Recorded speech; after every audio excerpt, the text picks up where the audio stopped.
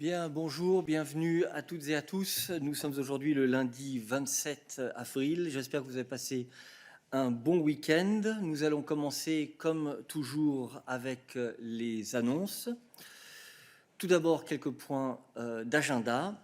Les ministres européens en charge du tourisme sont en train de tenir une vidéoconférence où le commissaire Thierry Breton représente la Commission. Les ministres discutent des mesures prises au niveau national pour protéger le secteur et partageront de bonnes pratiques dans ce domaine. Ils discutent également des actions qui doivent être prises pour soutenir le secteur, tant au niveau national qu'européen. Puis, la vidéoconférence hebdomadaire des ministres européens de la Santé aura lieu cet après-midi. Les commissaires Kyriakides, Breton et Reinders y discuteront notamment de l'importance des technologies numériques dans la lutte contre le coronavirus et dans l'accompagnement de la levée progressive des mesures de confinement. Nous vous donnerons un compte-rendu après la réunion.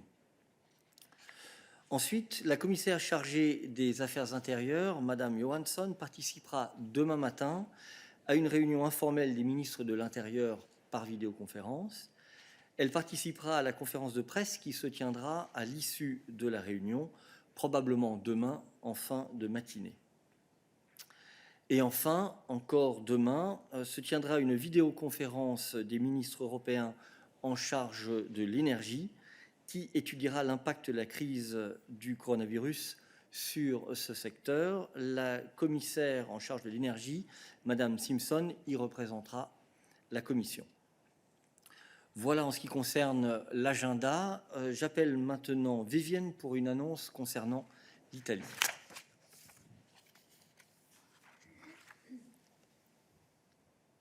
Merci. Good afternoon. Yesterday, the European Commission received its first preliminary application for financial support from the EU Solidarity Fund from Italy to provide support in addressing the coronavirus outbreak and its effects in the country. And further details will be submitted in the weeks to come. Originally, the EU Solidarity Fund was meant to be triggered following natural disasters such as earthquakes and floods and so on. However, as you know, in March, the Commission proposed the EU Coronavirus Response Investment Initiative, which did foresee the changes to the mandate of the Solidarity Fund, and since the 1st of April, the EU member states can apply for support from the EU Solidarity Fund for health emergency reasons as well. For the next steps, we will now collect all coronavirus-related applications from now until the 24th of June, and will then assess them as a package. And in order to make sure that we have a fair treatment of all cases. And following that, the Commission will then submit a proposal for the financial aid to the European Parliament and to the Council. Merci. Okay, excellent. Thank you very much, Vivienne. We now move to Balázs, who is with us on screen for an announcement concerning the delivery of masks to Italy. Balázs.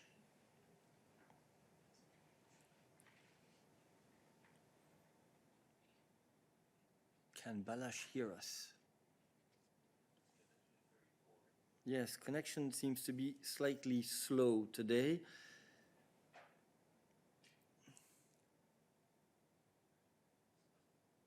Okay.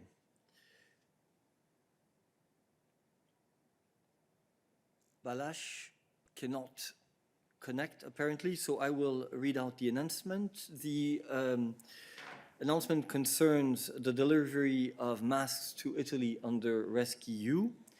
The new RescEU medical equipment capacity is now up and running. It is 100% financed by the EU budget, as you know. And as announced by Commissioner Lenarčič, this weekend, a delivery of face masks under RescEU was made to Italy. This is, of course, on top of the teams of doctors, nurses, and also the stocks of protective equipment and disinfectant, which were already mobilized via the EU civil protection mechanism for Italy, as well as bilateral aid sent by EU member states to the country. Via rescEU, more masks as well as ventilators are due to be sent to member states in the coming days, so stay tuned. These were our announcements for today. So we can now move on to your questions. Now, I do not see anybody on my screen. Okay, so, yes, there we go. So I see Alain Franco. Alain, je te passe la parole.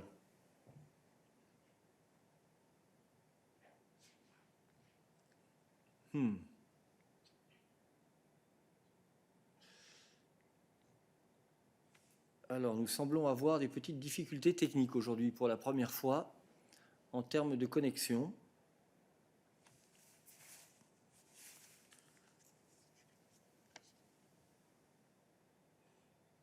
Alain, est-ce que tu nous entends? Est-ce que tu peux parler? Alors, ça ne marche pas.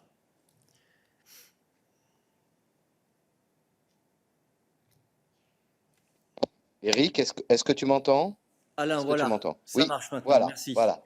OK. En fait, ça venait de chez moi. Visiblement, mon micro était mal enclenché. Ah, Donc, très bien. ça ne vient pas de chez vous. Ça Voilà. me rassure, merci. Voilà, bonjour tout le monde. Donc, mes excuses si la question a déjà été abordée parce que j'ai pris le briefing avec un petit peu de retard. Mais pourrait-on avoir un petit point sur ce qui s'est dit au Conseil tourisme sur lequel nous sommes sous-informés à ce stade? Est-ce que des décisions ont été prises? Est-ce que des informations peuvent être délivrées à ces centaines de millions d'Européens qui se demandent à quoi vont ressembler leurs vacances? Je crois comprendre que cette vidéoconférence des ministres du Tourisme, Alain, est encore en cours. Et donc, je ne pense pas que nous puissions, à ce stade, te donner des informations sur le résultat du Conseil. Et il faudra évidemment s'adresser aussi au service de presse du Conseil sur ce sujet. Je n'ai pas conscience d'une conférence de presse à l'issue de cette vidéoconférence, mais bien entendu, tu pourras revenir vers nous ultérieurement dans le courant de l'après-midi pour voir si nous avons des informations à te présenter sur le résultat de ces discussions. Voilà, cela dit... Est-ce que vous attendez, écoute, des décisions, puisqu'il s'agit d'un conseil informel, si j'ai bien compris?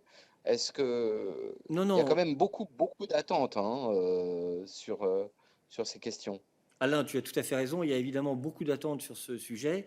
D'ailleurs, tu sais que la présidente de la Commission a annoncé qu'elle avait chargé un groupe de commissaires de travailler de manière structurée sur les différentes dimensions de ce sujet afin que nous puissions préparer une approche cohérente au niveau européen sur la question du tourisme et comment faire en sorte que nous puissions, en tant qu'Européens, partir en vacances et que les professionnels du tourisme puissent mener leurs activités.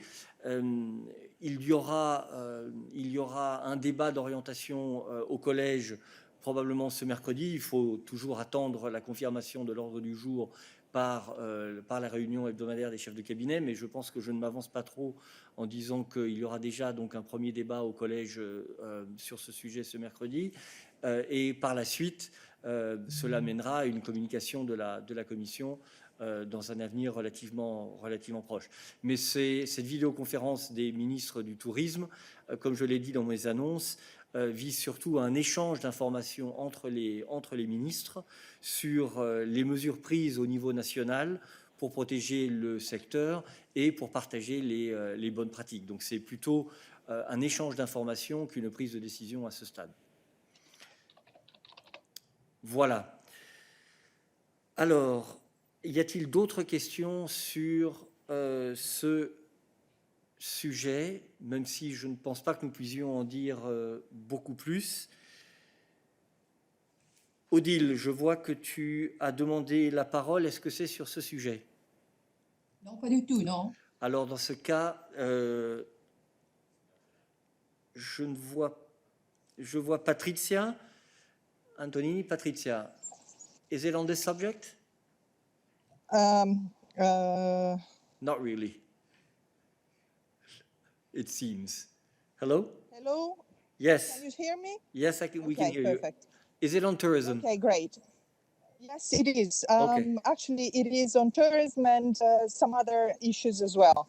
Ah, But first of all, I wanted to understand whether tomorrow the Commission will put a package on the borders in view of the summer season, so the touristic season, at the Interior Minister Council.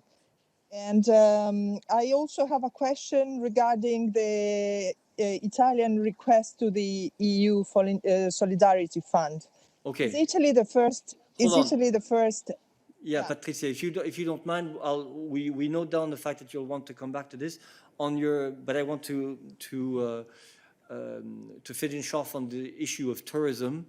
So on tourism, I'm not aware of the fact that the Commission would present anything tomorrow at the video conference of ministers of Home Affairs. As I've just said in my answer to Alain, the Commission is working obviously on a coherent approach to the issue of tourism. You'll remember that in our roadmap on the lifting of confinement measures, we had announced in particular that we would be coming forward with guidelines on the issue of connectivity, reopening of borders, and travel within the EU, but we are not at that stage yet. There will be a first discussion in college overall on tourism and the approach to be taken in view of the forthcoming summer season in particular, but proposals or communication on the issue will come only later than that. We note the fact that you wanted to come back to the request by Italy on the Solidarity Fund. If you don't mind, we'll come back to that in a short while. I see that Oliver has asked for the floor. Oliver, is it on this issue of tourism as well?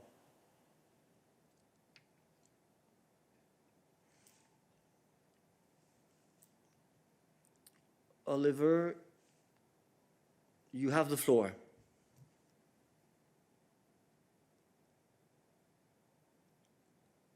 But we cannot hear you. Perhaps you have the same problem as Alain. Is your mic turned on?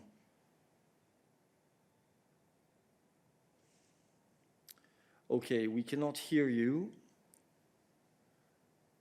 So we will park that for the moment. And Patrizia, we will now come back to your question for Vivian on the request from Italy. So if we can give the floor to Patrizia again. Yeah, go ahead. Do you hear me? Yes, we can hear you, Patrizia. Go ahead. Okay, great. Thank you.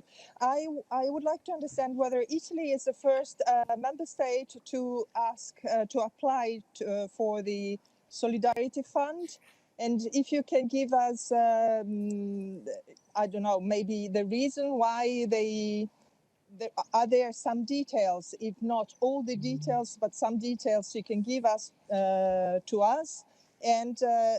If I didn't pretty much understand, so basically on the 24th of June is the deadline for the application for all the member states, and then you will assess and submit your financial aid. Is that correct? Thank you. Thank you very much for that question. Indeed, Italy is the first country to have submitted its in fact, it's a letter of intent. It's without any details, and details will be submitted by Italy in the coming weeks. And we have indeed set the deadline for these applications for the 24th of June, so that the member states who are interested in it can take time and provide us with their applications. We will then assess them in package to make sure that we have a fair distribution or treatment of all cases, and following that will make a proposal for the financial aid to the Parliament and the Council. I have a follow-up. Can I ask? Yes, go ahead, Patricia. Basically, what are the issues that can be activated under the Solidarity Fund right now? If you can give us, I don't know, some examples. Well, so we did change the regulation on the Solidarity Fund this spring in order to make sure that it's, because before this coronavirus crisis, it was foreseen for natural disasters. We now included healthcare situations under the mandate, which means that member states can apply for assistance from the Solidarity Fund when it comes to really making sure that what they have in the expenditure they have on their healthcare, when it's related to the specific crisis, is included. And the funding there, even if the decisions will be taken later this year following the deadline for applications, which is in June, the financing can be done also retroactively. All right. Follow-up. The last follow-up. Sure, go ahead. So basically, the timing for the aid would be the end of the year. Thank you. I wouldn't say the end of the year, but I think considering that we have the application deadline at midsummer in June, we will then assess the applications from the member states. We will then submit a proposal to the Council and the Parliament. It would realistically mean after the summer. But we are, of course, as you've seen over the last weeks, working on it with utmost urgency. You saw also that the proposal which we came out with in mid-March was approved by the co-legislators in exactly 2 weeks. So these are really that's the rhythm we are working on these things here. Okay, thank you. Are there any other questions for Viviane on this subject or any other subject while she is here on the podium?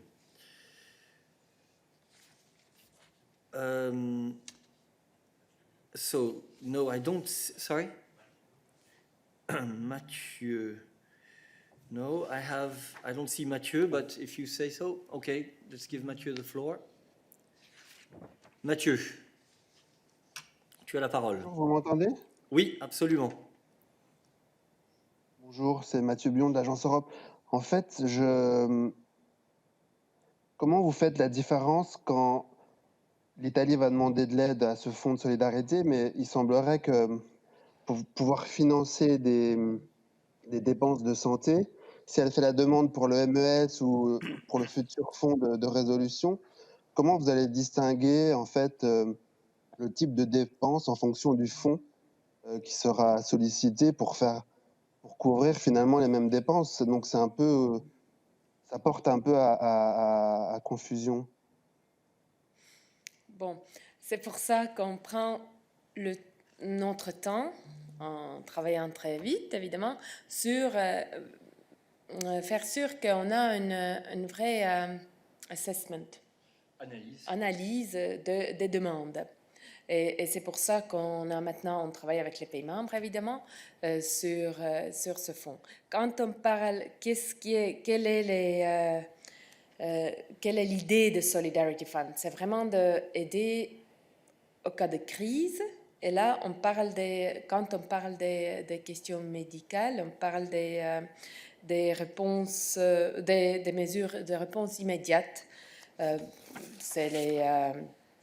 C'est l'assistance médicale, c'est achat d'équipements, etc., le soutien aux groupes vulnérables, etc. Mais là, je pense, on regarde le mandat de Solidarity Fund et on regarde le mandat des autres fonds qui sont possibles et les décisions vont être sur cette base-là.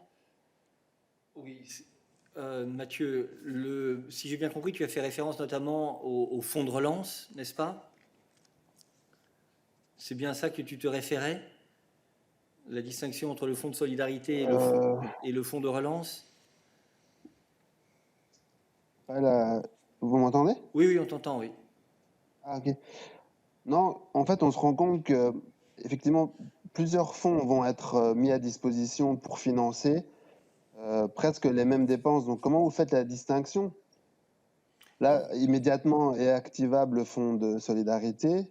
Imaginons que l'Italie demande de l'aide auprès du MES. On se rend compte qu'elle pourra aussi couvrir des dépenses liées à la santé. Et viendra en troisième ligne ce fameux fonds de relance qui est encore en gestation, mais qui là aussi pourra couvrir ce type de dépenses. Donc à la fin, on a du mal à vraiment comprendre quel fonds va financer quel type de dépenses. En ce qui concerne le fonds de relance, pour l'instant, il n'est pas encore défini. Hein, on est en train de regarder les modalités, donc il est très très tôt pour en parler. Mais comme l'avait dit la présidente, l'idée c'est que ce fonds de relance puisse servir à financer toute une série d'investissements et aussi de dépenses de réponse à la crise. Donc il ne servira pas uniquement à des besoins d'urgence, mais plutôt au renforcement des capacités de résilience des États membres, à l'autonomie stratégique, etc., etc., et à la relance plus généralement de l'économie. Donc je crois qu'il faut que l'on regarde aussi les choses en termes de capacité d'intervention à différentes phases de la crise. Et le fonds de solidarité dont parle Viviane est un fonds qui existe déjà, qui est disponible et qui donc peut servir directement aux États membres pour faire face à des dépenses urgentes, actuelles, immédiates. Les autres mécanismes vont entrer en application progressivement et donc joueront un rôle qui peut être partiellement similaire, mais aussi différents, couvrir d'autres types de besoins. Mais je crois qu'il faut que l'on attende, en tout cas en ce qui concerne le programme de relance que la Commission a l'intention de présenter, d'avoir les détails plus précis sur ce qu'il financera exactement, en se rappelant que l'idée est de financer, de contribuer au renforcement de programmes à l'intérieur du cadre financier pluriannuel, et donc différents types de dépenses possibles. Voilà, y a-t-il encore d'autres questions sur ce sujet? Odile, je pense que ta question portait encore sur autre chose. Sur autre chose, oui, Oui. sur les affaires internationales. Oui, si tu peux attendre encore un peu, réappuyer sur ton bouton pour que ta main n'apparaisse pas, sinon on a toujours l'impression que tu veux intervenir sur le sujet en cours. Voilà, je ne vois plus de questions pour Viviane. Alors, j'avais noté effectivement que Tommaso voulait poser une question. Tommaso, you have the floor.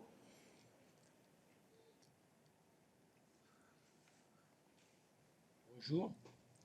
Bonjour. Can you hear me? Yes, we can hear you. Hello. Okay. It's just a question on the EU civil protection mechanism, if I may, because I've read in the Italian press more and more news about Italians who are stranded, notably in Latin America, in Mexico, Bolivia, and other countries. I just wonder if Italy asked the activation of the EU civil protection mechanism to co-finance flights from those countries, Mexico, Argentina, and Latin American countries, or not, because in Italy there's quite a debate about this. Thank you so much. Okay, thank you, Tommaso. Balázs, I think, is with us. Balázs. Okay, can you hear me now? Yes, we Is can it hear better? you now. Can you hear me? Yeah, go ahead. Very good. Okay, Tommaso, indeed, through the mechanism, we have received a very large number of requests. We are talking about hundreds of requests. So on your particular question, I will just need to clarify this in the afternoon and come back to you. Yeah, the success of the mechanism implies that having an overview of all the requests that have been made is not necessarily that easy. So we will come back to you on that. Okay, I think the time has now come to come back to Odile et la question, Odile, que tu voulais poser. Alors, on va te passer la parole. Voilà, tu as la parole, Odile. Oui, alors, il y a des événements très graves qui se passent au Moyen-Orient, qui risquent d'avoir des implications pour toutes les régions du monde.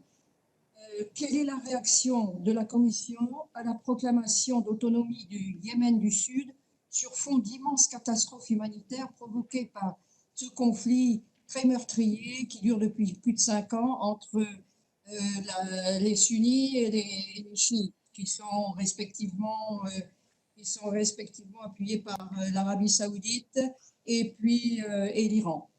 Merci. Merci Odile. Je passe la parole à Peter. Bonjour Odile, merci. Si vous permettez, je vais répondre en anglais.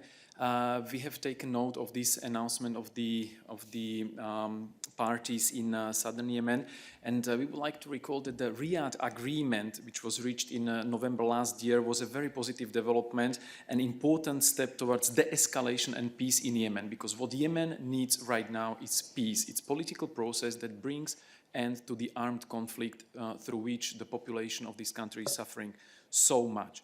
The announcement of the STC undermines this agreement and therefore complicates the UN-led process to bring the war in Yemen to an end and lay ground to these talks and process of stabilizing country and restoring the peace. That's why we are calling on the STC, but also on government of Yemen to implement the provisions which were agreed under the auspices of Saudi Arabia in this agreement, which I mentioned at the start. Odile, est-ce que Si. c'était clair pour toi, bien que la réponse ait été en anglais? Okay, no problem. No problem. Bravo. Excellent, très bien. Puisque Peter est là, y a-t-il d'autres questions pour Peter sur les affaires extérieures? Je vois une question de Nawab Khan. Yes. Nawab, hi. Yes. Hello, can you hear me? Yes, we can hear you. My question is related to developments in Yemen. As well, yeah. Yes. What are your reactions to that? Well, Peter has just given our reaction to that. Now, sorry, I was not. I joined in just now. Thank you very much. Sorry. Okay, so if I will ask you to have a look at the clip after the midday briefing, you'll find the answer to your question there. Okay. Any other questions for Peter whilst he is on the podium? I do not see any. Thank you very much. So we move on to. Hold on. Sorry. Because the system is a bit slow today. It's Monday morning after all. So I have Michaela. Michaela, is it on External Affairs? No. Okay, please unraise your hand for the moment. Michael Acton, is it on External Affairs? Gone? Okay, and Georgi, is it on External Affairs? No, it's for Bosch. Okay, and then I have Christophe. Is it on External Affairs? Christophe? Yes, can you hear me? Yes. Is your question on External Affairs? Yes, it is. It's about the news reports of the last days on the publications of the External Action Service on disinformation. Mm-hmm. And the criticism that it was softened because of influence of China. And I saw a letter by a Dutch MEP, Bart Groothuis, asking the High Representative if he would like to, and I quote, provide a formal and full explanation to the European Parliament at the earliest possible convenience. Can you tell anything about efforts made to give this reaction to the European Parliament? Thank you very much. As at this point, I'm not aware that a letter from this MEP would have been registered with us. But of course, whenever a letter or request from MEPs arrives and is addressed to HRVP, then of course the HRVP responds in line with established practice. But since you raised this issue, let me make one remark on these claims and reports about alleged bowing down to external pressures on the side of the European External Action Service. Shortly, you should see behind me the website, which is basically the most visible and the most tangible proof of what we are doing in fight against disinformation. Disinformation was acknowledged as one of the serious threats and challenges for the European Union, and based on the decision of the highest decision-making body, meaning European Council, that means member states of the EU, the EAS is leading the activities with the aim to expose and debunk the misinformation and disinformation. We are doing it regularly through a dedicated website on the address www.eu-disinfo.eu, and I really hope that everyone who has any doubts about the transparency and quality of our work regarding disinformation has a look at this website. Apart from almost everyday updates of specific cases of disinformation, misinformation, conspiracy theories, we are publishing regular updates, especially now in the wake of the coronavirus pandemic, about trends in disinformation, where we are summarizing in a form of a snapshot overview what we have observed in the open sources. And we put it together and we publish it in a more or less regular intervals. The first such report was published on the 19th of March, the second was published on the 1st of April, and the latest one was published last Friday. Whoever is interested in the truth and the facts can have a look at these 3 snapshot overviews in addition to everyday reporting on this website. There you will see absolute consistency in what we are doing in terms of summarizing and describing the trends, the campaigns, the specific cases, examples, and also the actors who are involved in the disinformation efforts directed against the European Union. So I absolutely refute and dispute any indications or claims that in our reporting we are bowing to any kind of external pressure. Okay, thank you, Peter. David, is your question on external affairs? David Carretta. Oui, c'est un follow-up par rapport à ce sujet, si je peux. Bien sûr. Peter, comment tu expliques que le rapport a été modifié et des parts ont été changées de ce rapport si vous ne cédez pas aux pressions chinoises? C'est tout simple. La première version du rapport mentionnait l'épisode ambassade de Chine. On t'entend très mal, David. Est-ce que tu peux t'assurer que ton micro reste bien à proximité? C'est pas un problème de micro. Peut-être vous devez vérifier WebEx, qui est assez compliqué comme système, plus compliqué que d'autres, même s'il est plus sûr. Et c'est le feedback que nous donnent aussi vos fonctionnaires, d'ailleurs. Je suis ravi que tu échanges avec nos fonctionnaires sur nos techniques de réunion interne, David. C'est bien. Mais oui, simplement, si ton micro reste, s'il se dirige vers tes vêtements, on t'entend moins bien. C'est un problème avec ce genre de micro qui nous a aussi été signalé par des utilisateurs. Parfait. Alors, je vais être très, très près. Peter, how do you explain the fact the report was changed and some parts of the report were erased after pressure from the Chinese embassy in Brussels? If you are telling us that we should go to the website to look at that and so on, no. My question is, why did you change the first version of the report after Chinese pressure if you are not bowing to Chinese pressure? Well, let me put one thing very straight. There was no change and there were no several versions of this document which was made public. We, as I think every organization have two separate processes when it comes to information, reports, analysis, etc. One strand or one track of these processes is internal, with internal documents and materials, which are designed for different purposes, different audiences, have different procedures.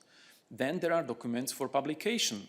They are dealt with in a parallel, independent track, which is not necessarily linked to the first track, because they have different purpose, different content, different audiences, and undergo through a different editorial process and procedural process as well.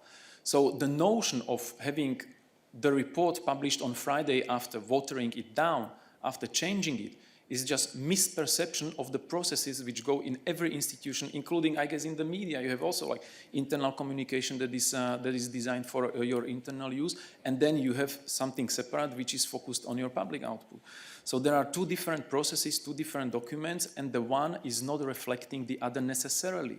There is no link in the timetables. There is link maybe in the subject that it deals with the same topic. But when it comes to the published report, again, I would urge you to read what we have published and what we are saying. And you will see that we don't hesitate to name the trends and to name the actors involved in spreading disinformation, including describing the ways how they are doing. I mean, it's naive to think that since we are working with open sources and basically with information which is out there for everyone who wants to check, that by omitting or not saying something, we will make it disappear or please someone. That's simply naive, that's absurd, excuse me. But again, I refute very strongly and decisively any notion that we bowed down to any kind of external pressure, because the publication of the EAS are undergoing only through internal processes, and their final version or the way how they look when they are published is determined by internal factors, not by external actors. And again, we are not bowing to any pressures. And again, who wants to see the facts and who wants to see the truth reads the latest report. And then if you want, compare with everything what we published before, the second report, the first report, and everything in between. I think there is huge consistency when it comes to stressing the threat posed by disinformation, naming the trends, illustrating the trends, and underpinning the trends with examples from the public domain, and naming the actors involved in these efforts. May I have a follow-up? Yeah, David, go ahead. But if you put in your question the answer to your question, it makes it a bit difficult, because in your question itself, you're saying, how do you explain that you bow to Chinese pressure when Peter is clearly denying that that the EAS has bowed to Chinese pressure? So it makes it a bit difficult. I can understand that, but your role is denying. My role is questioning you. Sorry, yeah? Yeah, but your question is, how do you explain that you're bowing to Chinese pressure? Eric, I'm sorry. I've seen a report redacted by the EAS mentioning some facts, and those facts were removed by the EAS in the redaction process after pressure from the Chinese. So what's your question? Because if you say that that's the question, and Peter says it's why, not true. Why in the redaction process did you remove facts? Okay, so if we are going to talk about facts, because I mean there can be a lot of interpretations, but I think for you and for us, the facts should be sacred. The facts, for me at least, are sacred. And the fact is that there are two reports. One report, internal, designed for internal consumption, and another report prepared independently for public consumption based on completely different procedures, different deliberations, without any outside interference. Let me repeat, any outside interference. Whatever was published on Friday was in line with what we were doing before on the 1st of April, 19th of March, and what we are doing all along. We've been tasked by exposing and publishing disinformation. This is our job. I mean, not doing our job would be shooting ourselves in our leg. And I have the feeling that sometimes by focusing on small, petty, partial details, we are losing the big picture from the side. The big picture is the disinformation and the threat it poses. how much of the time and energy was spent on really using this site to help you to report on disinformation and the disinformation actors. I would really invite everyone who is interested in the truth and is able to read with open eyes, without any bias, to see that report, to see the conclusions, to see the facts in that report, and then anyone is free to make up his or her opinion, but these are the facts which are on the table, which are on the website, www.eu-disinfo.eu, and we can spend like a lot of middays explaining. If you want, you will never believe that. But these are the facts. We are not bowing to any pressure, and we think that the facts, as they are published on this website, are proof of it. And then I would really ask, like, who is profiting from this? I mean, who's qui bono? Whose profit it is that we are engaged now in these exchanges about procedural misperceptions, when we have a big enemy to fight, which is disinformation, because disinformation is affecting the lives of our people, is posing a challenge for our societies. That's why it is on the table of the foreign ministers, prime ministers, when they are meeting and discussing.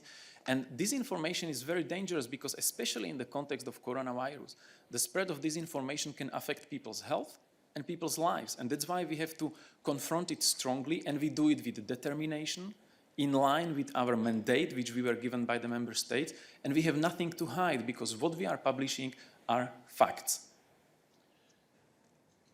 Okay. So, I think, other questions on this issue. Christian, tu as demandé la parole. C'est sur ce sujet ou des affaires extérieures? Christian, tu as la parole.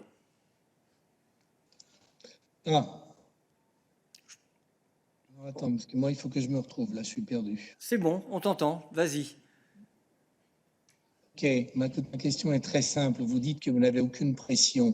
Est-ce que ça veut dire que vous niez le mail interne qui a été rédigé par un des fonctionnaires du service d'action extérieure qui fait état effectivement de menaces de la part des Chinois, disant qu'il y aurait des réactions si le rapport venait à être publié? C'est un mail qui est utilisé par le New York Times et qui effectivement appuie complètement son article disant qu'il y a eu des pressions. Et en fait, il y a une deuxième question, si je puis me permettre. Je voudrais savoir naïvement à quoi servent ces rapports, parce qu'ensuite, quand on a M. Borrell en interview, en entretien, et qu'on lui pose la question en disant « mais à quel point vous êtes préoccupé par la Chine ?» Moi, je me souviens que j'avais posé la question à l'époque sur la Russie, et il dit « non, non, mais on ne fait pas du blame game, ça ne sert pas du tout, c'est pas du tout le propos. » Je veux dire, à quoi ça sert de dénoncer des manipulations, des campagnes de désinformation faites par des régimes via leurs médias satellites, si c'est pour ensuite l'écraser complètement en disant qu'il n'y a pas de problème? Merci. Alors, sur ta première question, je vais répondre. Nous ne commentons jamais des fuites de communication interne des fuites de communication interne aux institutions, aux services de la Commission ou de l'EAS. Donc là-dessus, soyons très très clairs. Et je dirais même qu'il faut faire vraiment attention à ce genre de jeu, de publication avec les noms de personnes travaillant pour les institutions, car cela peut malheureusement avoir des conséquences. Sur le deuxième sujet, je laisse Peter répondre. Sur le deuxième sujet, je voudrais vous recommander d'écouter l'échange aux représentants Borrell le lundi dernier dans le comité des affaires étrangères du Parlement européen, où on a parlé beaucoup sur la campagne de désinformation et les acteurs de désinformation, où les représentants s'est exprimé, je pense, très très clairement. Si vous voulez, nous pouvons vous envoyer le transcript de ces remarques. Parfait, merci. Athanasios, is your question on external affairs? Yes, it is, and it's on that very issue. I'll try to get it from another angle. Did you receive any complaints from member states on the facts stated in the report? From member states, not external actors. Thanks. Again, I will have to refer you in this case as well to the usual rule and habit that we are not really publicly discussing the communication we have on everyday basis with either with our member states or even with our outside partners from countries all around the world. So unfortunately, I cannot comment on internal communications. As a rule, in general, whatever you can ask about those communications and exchanges. Thank you, Athanasios. Okay, I have Michaela. Michaela, is it on external affairs? No. Okay, then please hold on. Then I would like to, unless there are further questions, no, on external affairs. Tom, you're not on my list, but I'm told that you are trying to ask a question on external affairs. Oui, c'est sur le même sujet. Je Je t'en voulais prie. savoir si soit la Commission avait des communications avec la Chine sur ce report, soit à l'initiative de la Chine, soit à l'initiative de la Commission. Est-ce qu'on a parlé avec les Chinois à ce sujet avant de publier le rapport? Je pense que la réponse à cette question est évidente, mais je laisse Peter répondre. Une autre fois, notre publications sont strictement indépendantes.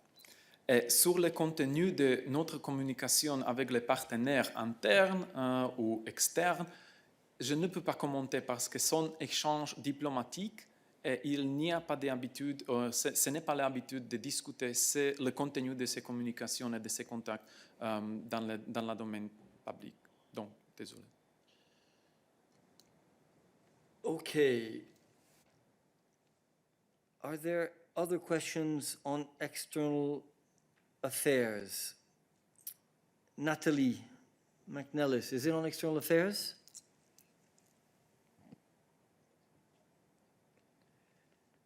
You have the floor, Natalie. You seem to be typing, but we can speak. Yeah, I cannot. Can you hear me? Yes, we can hear you. No, I'm sorry. My question is not about external affairs. Okay, so we'll come back to you later.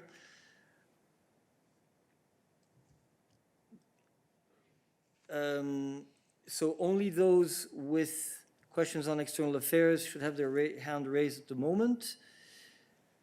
Georgi, is it on external affairs? No? Okay. Then let's move to Catherine. Catherine, you asked the floor initially, so we can change subject now. Go ahead. Okay. Can you hear me? Yes. Terrific. Okay. So I have a question. I hope it hasn't already been asked last week, but the Polish Ministry of Agriculture sent out a tweet saying that providing lists, sort of a blacklist of companies that were importing plants or dairy products from other EU states, from Lithuania to the Czech Republic and beyond.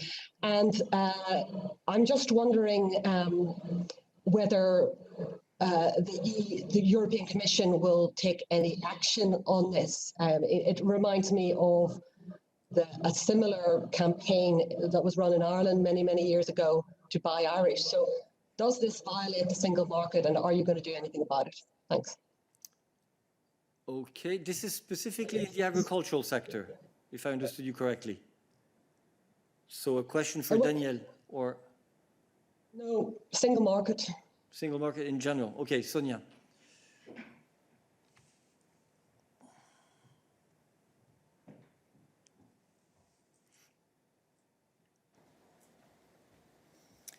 Hello, Catherine, and thank you very much for your question.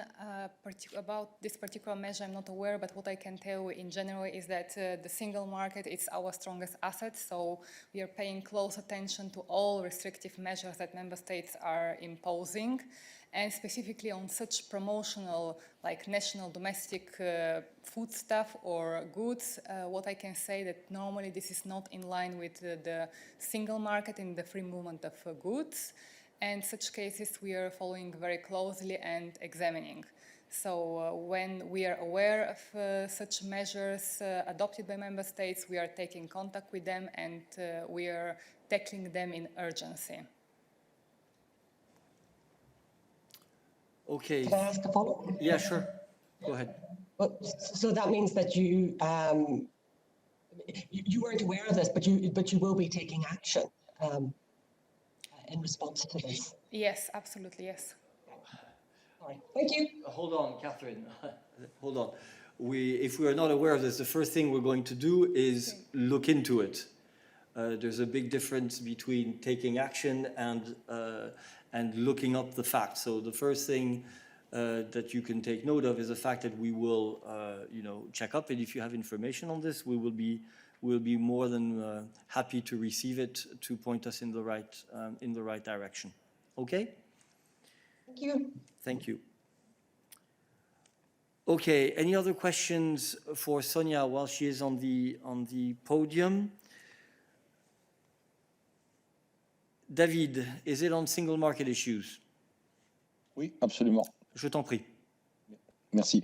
C'est à propos de l'annonce du gouvernement italien de vouloir prolonger les concessions balnéaires en violation, enfin il y a une procédure d'infraction je crois, des directives européennes jusqu'en 2033 en vertu aussi de la crise coronavirus. Comme forme d'aide pour les concessionnaires. Je voulais savoir si la Commission est en contact avec le gouvernement italien, s'il y a un dialogue sur ça, s'il y a des réactions. Merci. Merci beaucoup, David. En effet, c'est un cas qui est depuis un moment et on est en contact régulier avec les autorités italiennes. Et c'est un contact qui est au niveau politique, mais aussi au niveau des services de la Commission européenne. Et nous suivons très de près tous les développements qui se passent sur un sujet. Mais donc pas de décision pour le moment, pas de décision à annoncer pour le moment. Voilà, d'autres questions pour Sonia? Je n'en vois pas, donc nous pouvons passer à d'autres sujets. Georgi, je pense que tu as été très patient, donc nous te passons la parole. Oui, j'essayais en fait de poser la question à Balach. Bon, c'est toujours difficile, ça se passe très vite. Donc, un vice-premier ministre bulgare a exprimé le souhait que la Bulgarie, qui n'est pas membre de l'Eurogroupe, puisse utiliser le prochain budget européen, des fonds du prochain budget européen à l'avance.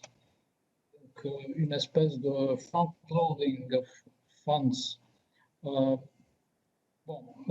Je sais que d'habitude ce n'est pas possible, mais avec le coronavirus, on voit que les règles ont changé. Donc je me pose la question, est-il possible, dans le contexte de la crise du coronavirus, d'utiliser des fonds européens à l'avance, même si le budget européen pour les 7 ans à venir n'est pas encore adopté? Je voudrais juste référer aux propos, il faudra qu'on les vérifie, les propos de la présidente lors de la conférence de presse qui s'est tenue suite à la dernière vidéoconférence des chefs d'État et de gouvernement, où de manière générale, la question avait été posée sur le timing de l'utilisation des fonds et où la présidente avait indiqué que c'était une question que nous étions en train de regarder de manière générale. Donc, ce n'est pas spécifique à un pays ou à un autre, mais comment faire en sorte que l'on puisse commencer à stimuler les investissements nécessaires dès la deuxième moitié de cette année, dès l'automne en fait. Mais donc, pour l'instant, c'est tout ce que nous pouvons dire sur cette question. OK. Merci. Alors, je passe maintenant la parole à Michaela. Michaela, tu as la parole. Oui, tu m'entends? Oui. Tu m'entends? Oui. Très rapidement, est-ce que la Commission peut avoir une réaction aux mesures de déconfinement annoncées par la Belgique, assez chaotiques d'ailleurs, annoncées vendredi dernier?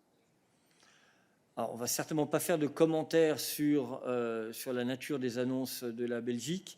De manière plus spécifique, Stéphane, est-ce que nous avons des commentaires à faire suite à ces annonces?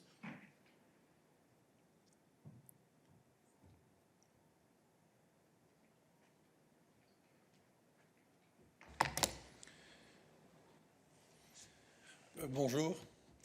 En effet, nous avons noté que la Belgique a lancé sa stratégie d'exit, comme on dit. Nous sommes évidemment bien au courant du fait que plusieurs États membres suivent leur propre stratégie d'exit.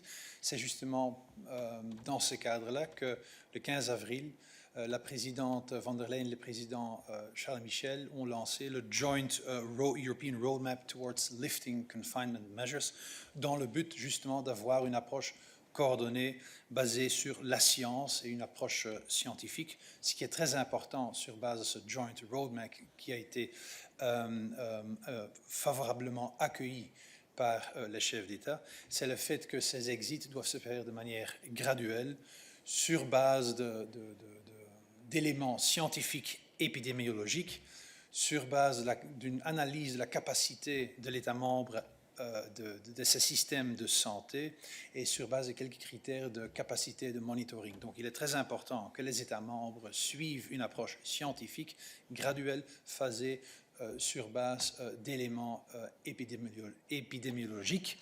Et nous demandons aux États membres, évidemment aussi, que ça se passe de manière coordonnée, que les États membres se parlent de leur stratégie d'exit dans le cadre, par exemple, du comité de santé pour assurer qu'il y a une approche coordonnée au sein de l'Union européenne. Merci. Merci. Y a-t-il d'autres questions pour Stéphane? Lukáš, is your question? No, oh, you've disappeared. David, est-ce que c'est une question pour Stéphane?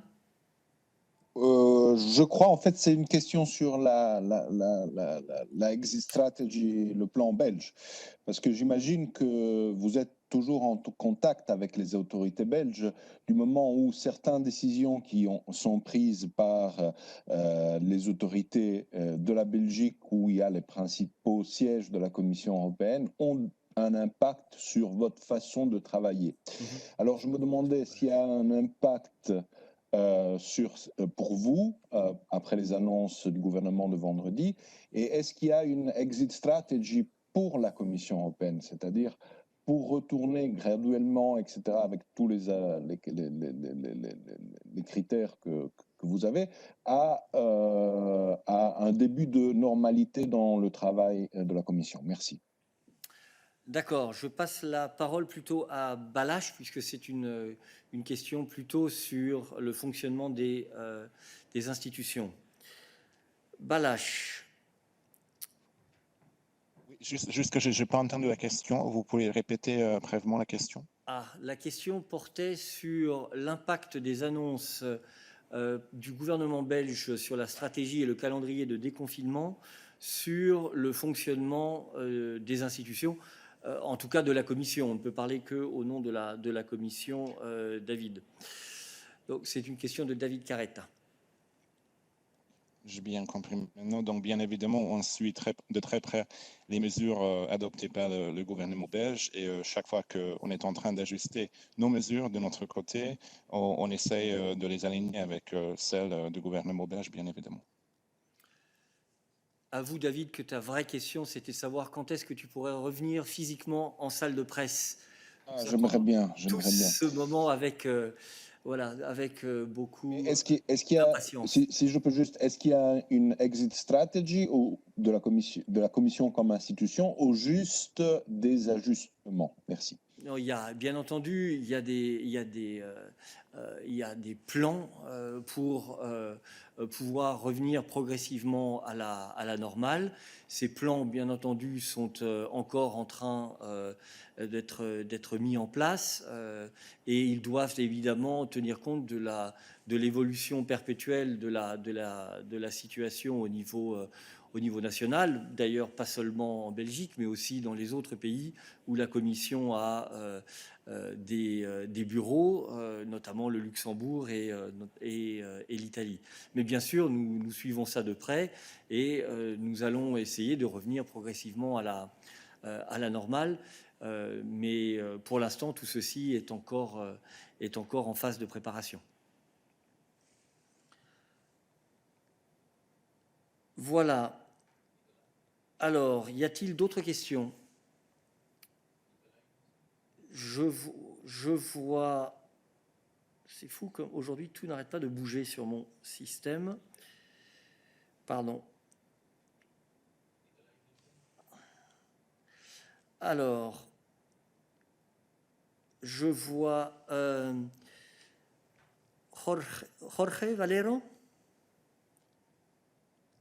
Can you hear me? Yes, we can hear you, Jorge. Go ahead. Good morning, everybody. It's a question on state aid related to this, the announcement on Air France and KLM. So my question is there was a temporary framework for state aid for support for non-financial companies. That was, I think it was, you were in contact with member states to get their opinions. I don't know what has happened after that, and whether you got any feedback from the member states. What is the state of that debate? Whether you will approve the support for the airlines that is coming after, once you got the approval of this new temporary scheme for state aid. So if I understand well, your question is on the link between first receipt and appraisal of comments on the more general structure of state aid for the sector and specific decisions in particular to Air France and KLM. Ariana, are you there? I can see you. Yes, Go do ahead. you hear me? Yes, we can hear you. Go ahead. Okay, great. So I will start with replying to the first question. So on the temporary framework, indeed, as you know, we have adopted a temporary framework on the 19th of March to allow member states to adopt decisions on state aid, allowing for full flexibility of the state aid rules. This temporary framework was amended a first time on the 3rd of April, allowing for aid specifically to research and development, to wage support, etc. On the 9th of April, as you also know, we have sent for consultation to member states the possibility of allowing for recapitalization measures under the temporary framework. We have received the feedback from member states. We are in the process of assessing it, but a decision has not been adopted yet in this sense. What I can add is that on Friday last week, so on the 24th of April, we have sent to member states a consultation on a further draft proposal to clarify one aspect of the temporary framework. And in particular, this proposal regards subordinated debt. So there we will have to wait to see what is the decision ultimately taken. Concerning your other question on KLM Air France, again, I cannot comment on the specific situation of companies, but in general, we are well aware of the difficult situation that the aviation sector is facing because of the coronavirus outbreak. And of course, as we have been talking about the temporary framework, it's that we can say that EU state aid rules enable member states to support companies affected by the outbreak, including those active in the aviation sector. Okay. I have a follow-up. Yeah, sure. Go ahead. Be careful because we have a bit of a hard time hearing you, so don't speak too quickly, please. Okay. So the follow-up question is whether how you're going to take into account the member states' opinion. Because my understanding is that, for example, there were countries like Germany and France that wanted to raise the threshold when the member states will need to consult with the Commission, the support, the state aid, and other countries, for example, like Spain, wanted to restrict even further the conditions for the state aid. So to what extent this input will be, we say, or you will go ahead with the initial draft that you issued on the 9th of March, of April, sorry. And secondly, on Air France and KLM, of course, this aid, support for the aviation sector is related to this temporary framework. So would you wait until you approve this temporary framework to approve the airline aid? I have the impression it's the same question as you initially asked, Jorge. I don't know if Ariana is going to be able to add anything, in particular your second question. But Ariana, do you have anything to add?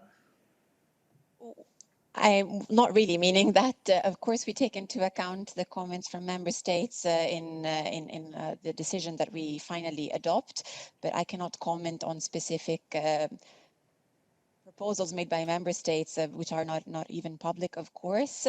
What I can say is that clearly a targeted and proportionate application of state aid rules ensures that national support measures help companies affected by the coronavirus outbreak, while at the same time limiting the undue distortion of competition in the internal market. So the goal is clearly this one. Concerning KLM Air France, as I said, I cannot comment on the specific situation of the companies, so I won't be able to say more today on this. We're not going to be making a link between the two different issues, Jorge. But of course, obviously, when we do a consultation to any external stakeholder to collect comments, we obviously look at the comments, evaluate them, and see how we can improve our draft if necessary, based on these comments. Okay. Now, let's see if we have other questions for Ariana on competition. I see Natalie. Natalie, is it on this? You have the floor. Yes, can you hear me? Yes, we can hear you. Go ahead, Natalie. Okay, thank you. Ariana, just one, you were saying that you had sent out a consultation on one aspect of the recapitalization, and I didn't hear the one aspect, what it was. What aspect of we were consulting member You said states? Something like was it subordinated debt? If I can clarify, maybe I wasn't clear before, I apologize for this. So on the 9th of April, we have sent to member states a consultation concerning the possibility to recapitalize companies. We are now assessing the comments that we have received from member states, and a decision has not been yet adopted in this sense.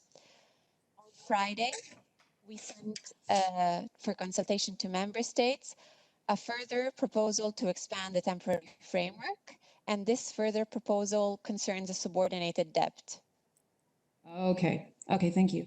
My question was actually not about that. It was about the Boeing Embraer merger. You probably saw the news this weekend that Boeing has decided to drop the deal. And it's been a lot of discussion that we have heard along the way about the fact that the EU was taking so long. It was the only one to have not approved, and was taking so long that in a sense it was kind of slow walking the deal to its death. And I was just wondering how you would respond to that. Ariana. At this stage, thank you, Eric, sorry. At this stage, we have taken note of the announcement by Boeing. So we're not going to be commenting on assessments as to how we carry out our duties in this, and our responsibilities in such cases. Okay. Lucas. Hi. Hi. Can you hear me? Yes, go ahead. I have a question for Christian, actually. I would like to get back to the issue that I raised last week. So on Thursday, Commissioner Reinders announced that he wanted the EU Council to deal with the elections plan in Poland under the procedure under Article 7 of the EU Treaty. And on Friday, Commission informed us on the midday briefing that does not intend to raise that issue. under the procedure of Article 7. So my question is, what was happened between the Thursday and Friday that the European Commission changed the opinion? No, Lukáš, I believe we gave you the line last Friday.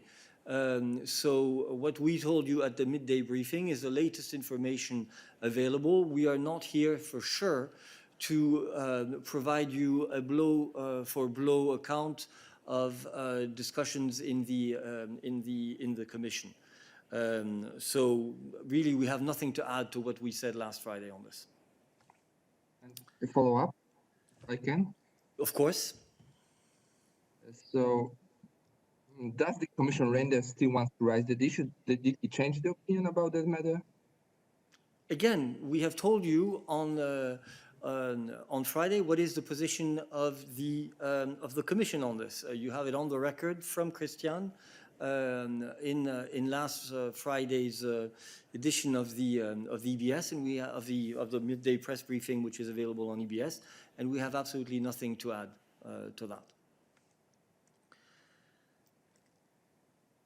Okay. Any other questions for us today?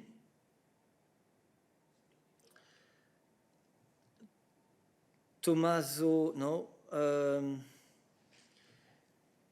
Oliver has not yet had the floor. Oliver, I see that you have asked for the floor. Go ahead.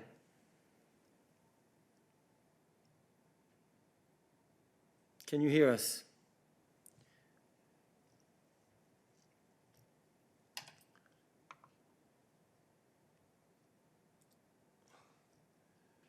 Is your mic turned on? Well, it is turned on according to us. I don't know if it's correctly. We cannot hear you, unfortunately. So whilst we see if there's any way we can get you online, we will go back to Patricia. You've asked the floor again. Patricia, go ahead. You can hear me? Yes, we can hear you. Go ahead. Okay, thank you. I would like to know what is the state of play of the asylum package, and if tomorrow is there's going to be a discussion on this at the Interior Ministers gathering. Thank you. Patricia, no, there is no news on the asylum package. And there will therefore be no presentation at tomorrow's informal meeting of Home Affairs Ministers. Thanks. So let's try Oliver again. If not, Oliver, we will contact you bilaterally, or you can contact us bilaterally with your question. But let's try one last time. So you have the floor.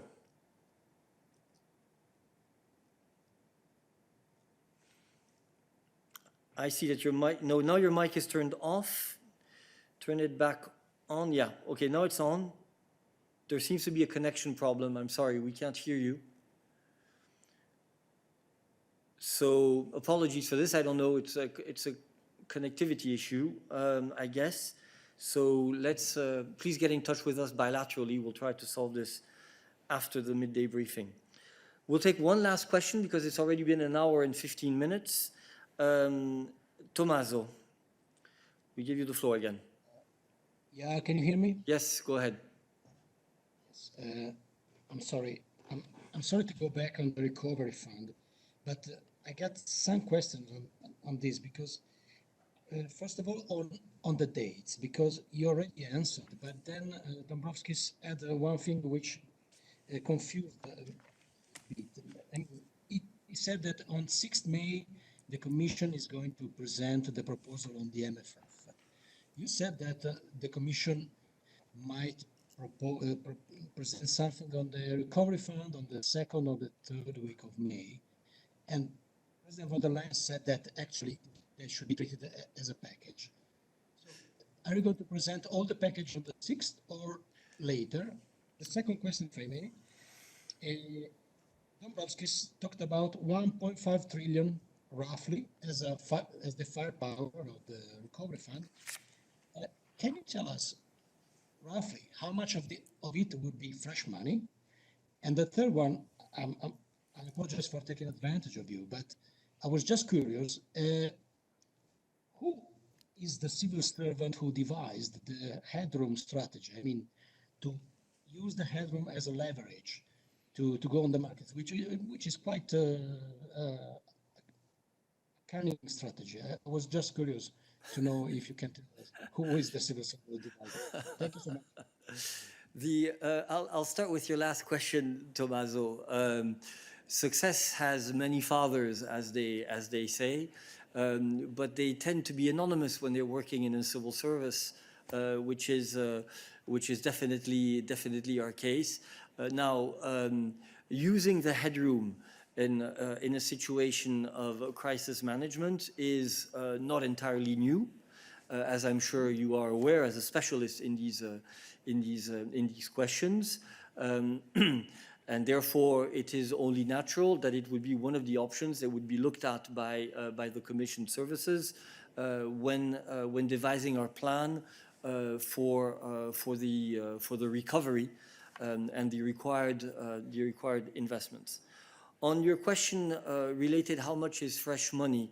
Well, listen, you are going to have to wait, I'm afraid, for the proposal to see exactly how we structure the proposal. But clearly, what we are saying is that what the President has said herself is that this is about, in particular, using the headroom for the Commission to be able to raise funds that would be re-injected into the MFF. So this is, by definition, fresh money, if you will.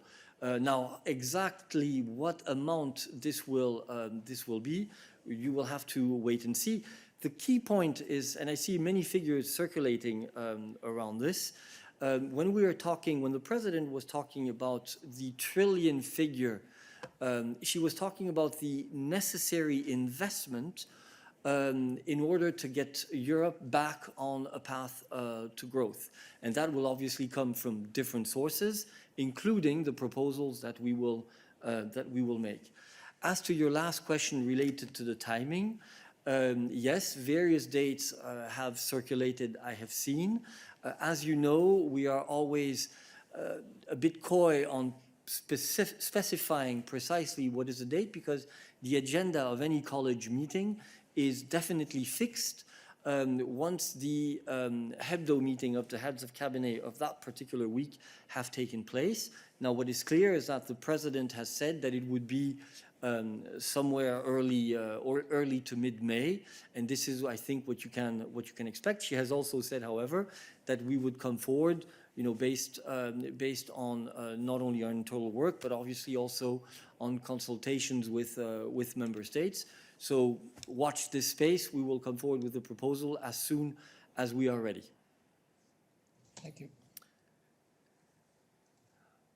Okay. We have now been going on for 1 hour and 20 minutes, so way above our allocated time slot. Thank you very much for your attention. Oliver, I don't know exactly what happened, but please get in touch with us bilaterally and we will take your question. Thank you very much and see you tomorrow.